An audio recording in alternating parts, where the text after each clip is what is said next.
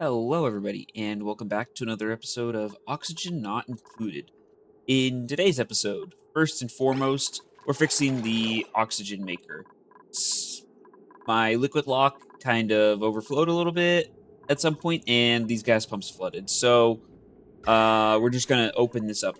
There's not too much gas pressure in here. There's a decent bit, but not enough that's gonna you know, kill my dupes or something, especially once it disperses. So we're just gonna let this drain out here, and then we'll mop it all up. Hopefully, no pollutants or anything get in, but it's all oxygen out here pretty much. There's like a few bits of carbon dioxide, but I doubt there'll be a problem. Okay, there we go. We can mop this up now. Let's just put that in, and then make sure allow people in here. Um, what we're going to be doing today, though, does actually kind of fit in with this. We are going to be upgrading slash changing this. I might build a bigger one up here, I think, because we need to have a little bit more oxygen production for the amount of dupes that we currently have and the amount of dupes that I want to upgrade to. Um, so we're going to work on getting that up and running today. Good, no more water in here. Let's stop them from going in so they don't breathe out CO2 in here. Um, we're going to probably do that. And then one thing down here, I'm just going to cut my losses, and we're finally going to put in what is the name of it? Uh, let's see. A robo miner. We're just going to put in a robo miner for the um, molts and just deal with it that way. I'll wait till those are uninstalled before I put it in, or not molts, for what's the name of this stuff? Mucin that we produce. And on autosave. Let's see, how much mucin do we have currently? Oh, good. That's what I like. None.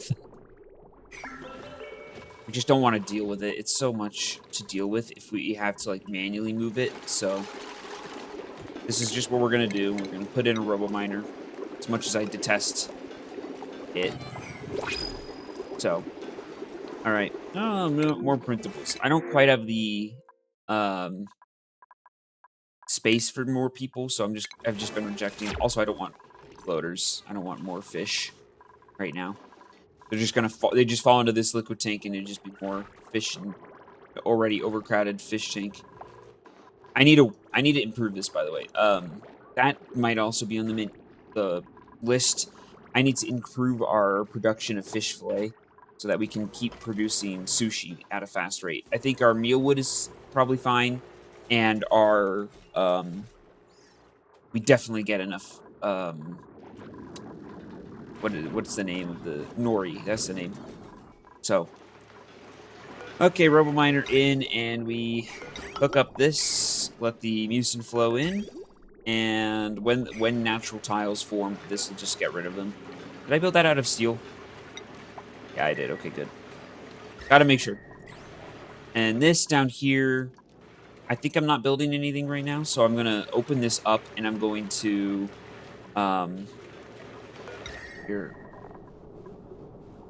So many distractions. I'm going to open this up, and I'm gonna expand out the temp shift plates in here a little bit before. I just looked back at the ranchies over here. They're working as intended. I never realized that they were working this well. Um, we are fully stocked on critters. Let's just put it that way. Maybe I think these guys produce some raw shellfish. Ah. Do both of them produce? What do sea coins produce? Fish fillet. Hey, maybe we get a little bit more fish fillet from it as these guys eventually starve. Unfortunately. Um.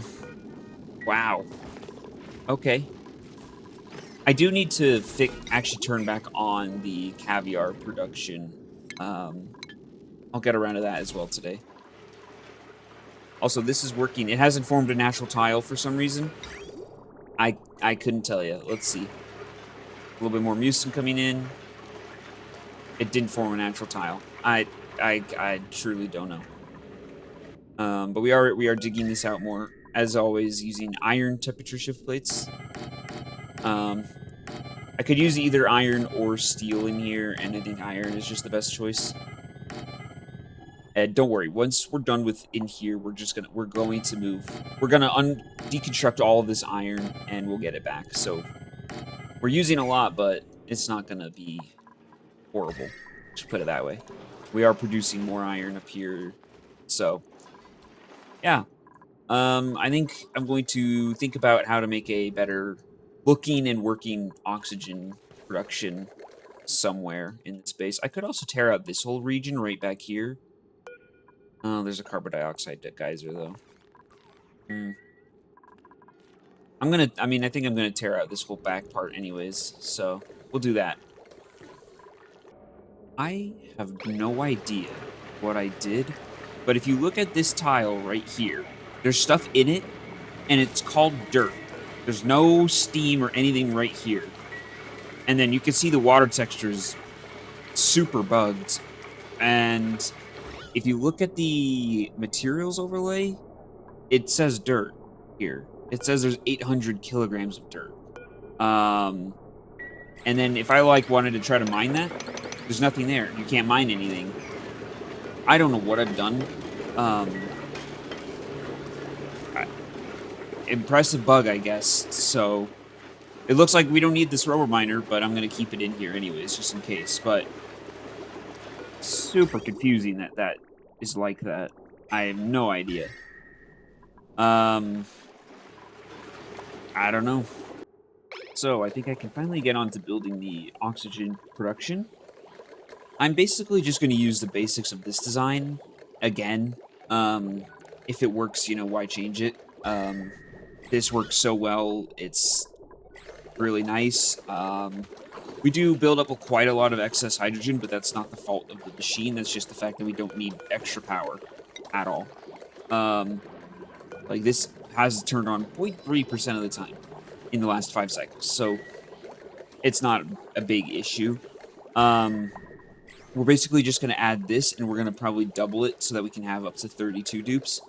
I'm not going to deconstruct this one yet, but I think I will eventually.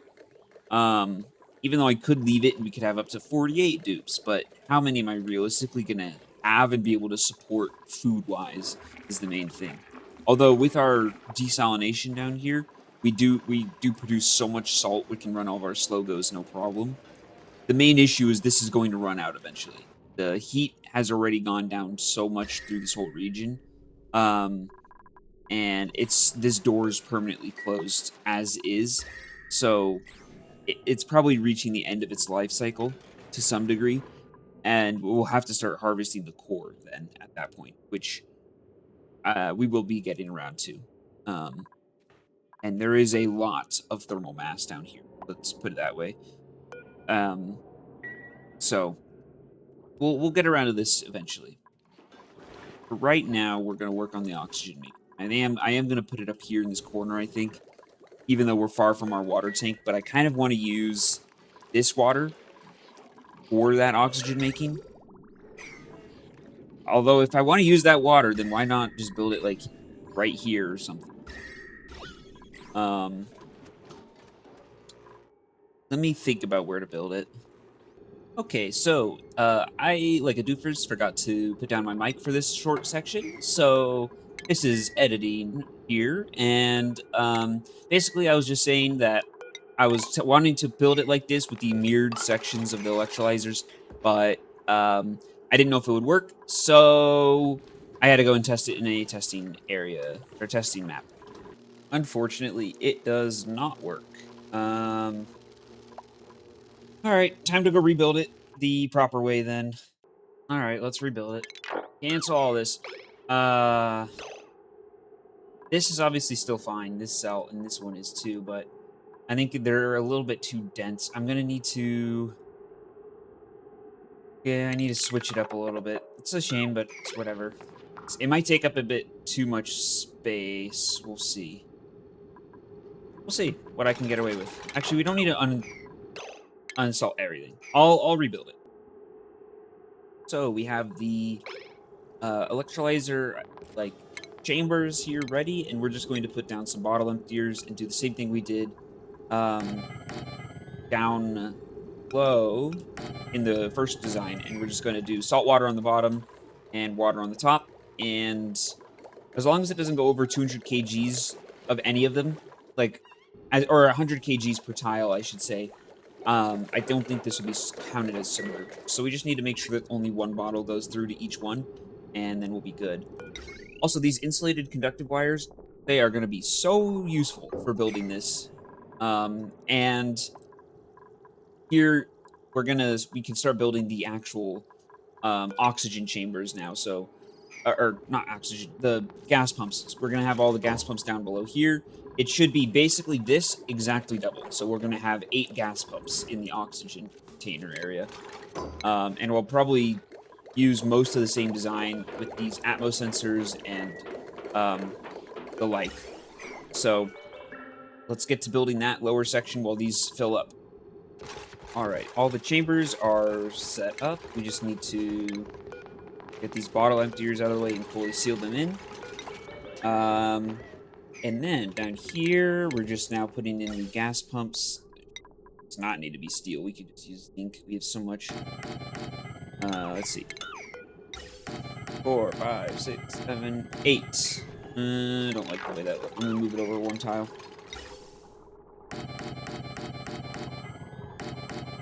Yeah, something like that. We'll just probably have our liquid lock right around here. And thankfully, since we have the wonders of mucin, we're just gonna do this and have a mucin air block right here. And let's see. That's the lower chamber up top. So let's seal these in before we start working on the hydrogen. Oh, of course, an autosave immediately. Here, this is just going to run across all this. Hopefully, I'll be able to support all of the gas pumps off of this one insulated, but I don't know. We will see. That was a large amount of power we just put onto this one grid. And then up top, so we're gonna be producing 448 grams of hydrogen based off of from the electrolyzers. So we still only need one gas pump up top. So we're gonna do basically the same exact thing we did here, and then have a similar mucin liquid lock can't be right there because this will be in the way. So we'll build it up a little bit higher. And then this will just be an access ladder up the side. Coming along. All right. I think it's pretty much close to done. We need to first vacuum out the top so that, or at least make sure it's just hydrogen in the top area. I'm going to temporarily bring this cable up from our main grid. This should be able to run on its own, I believe. I haven't actually done the math yet. It might not be able to. I don't really know. There might need to be one more generator in here that runs half the time. What the heck? I'll just put that in now. And when we need it, we'll need it. Kind of a thing, you know? Anyways. Let's see. This, and then we hook that up to the gas pipe beam somehow. Just loop it around like that. It produces enough to run 4 hydrogen generators constantly, and 1 more half the time, since it's 448 grams. So this should produce us enough power, I believe, to run everything, since we have a potential load of, once this is on, I think 2.6 kilowatts, and the 5 hydrogen generators should be able to produce 3.2 kilowatts, so we should be good. Now what we need to do is run yet more liquid piping to hook up the water supply. And the way I want to do this is I want to prioritize feeding using this water, and then have a backlog of using this clean, cool water from inside the base. That's the plan. And I also do want to run our cooling loop through this area, because if we're feeding it with 95-degree water, I believe the oxygen comes out at a very hot temperature. Yeah. 70 degrees Celsius or hotter if the input materials are hotter. So it might be around 95 degrees. The oxygen will be. We definitely want to cool that down. And it will cool down naturally just when we pump it into our base as it goes through the cooling loop. But we just want to make sure that we don't cook everything at 95 degrees. So we're going to make sure that that works. And we want to do the input piping now, probably. And then as for where we're going to send all of these different pipes, because it's going to be every two are put together since that produces a full pipe. Frankly, I don't know where we're going to put all of them.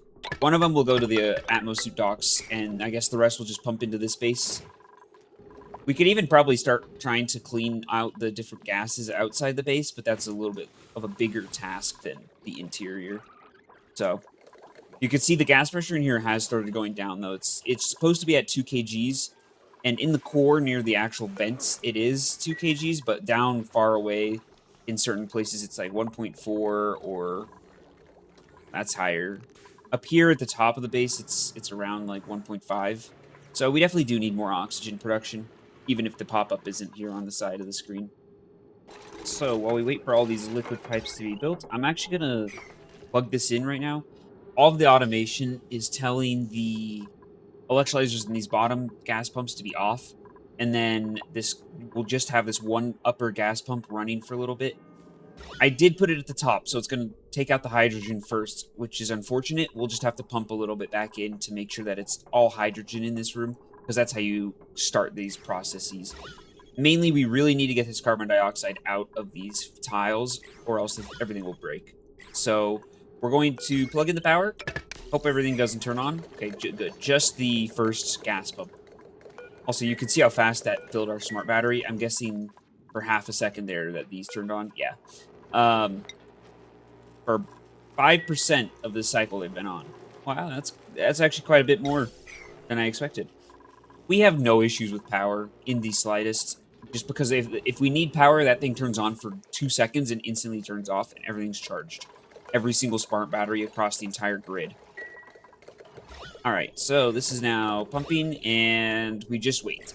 And I'm just sending it outside the base to our... we just have our interior nice and controlled and made nice, and then the exterior of the base is a mess, and we don't care, because they're in Atmosuits. So, let's wait for these pipes to be built, and for this to vacuum out. Here we are, we're pumping the hydrogen just from down here, since we have so much of it. We're just going to use that to fill in this room.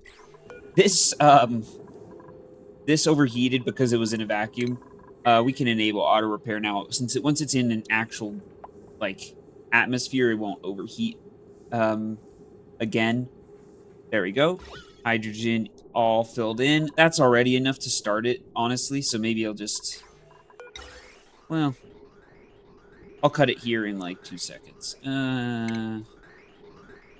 That's probably enough. It would overpressurize to 2 kgs in there, and I'd be fine, but not too. We don't really need it to be that hot or anything, or hot. We don't need it to be that dense in here right away. Also, I don't want these automation things to go off when I don't want them to. Okay, so I think we are officially ready to turn this on and test if it starts working. So I need to set all the automation, and then what I'm going to do is I'll hook up the water pipe.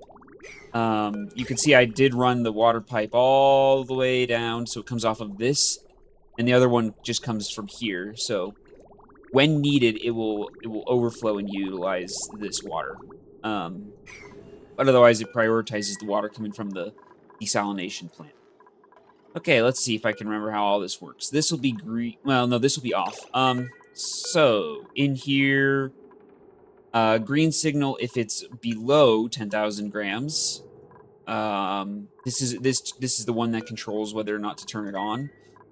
And then here we usually want to leave like 1,000. I usually try to leave a kilo of oxygen in here. We don't want to make this a vacuum, otherwise the submerge will no longer work. So we want to stop the gas pumps if the gas pressure starts getting a little too low. So that's what this one is for. So above 1,000, it's fine. They can pump as much as they need. Um, Up here, similar to having this turn on when we need more oxygen, kind of a thing. This one will turn on to the electrolyzers if we just need a little bit of hydrogen so that we don't lose the filter in this room. So this one will be above, we'll say like 500 grams. We don't need high gas pressure in here. We just need it to make sure that it's an atmosphere. And then the gas pump itself can turn on above 500. That's, wait a minute. No, we want this to send a green signal if it's below 500, and then this one's above 500. So if the gas pressure gets below 500, it'll turn the electrolyzers on. And if the gas pressure is above 500, then the gas pump to start the hydrogen generators will be on. All right, on. You can see those will backlog a little bit. There is a little bit of carbon dioxide, but that won't be a problem. Okay. This is below 500 grams. Let's hook it up and let's see what happens. Here comes the water. And make sure everything looks like everything's going into the right spot. Looks like, yep, oxygen's flowing down, hydrogen's flowing up. Yeah. So, right, let's see.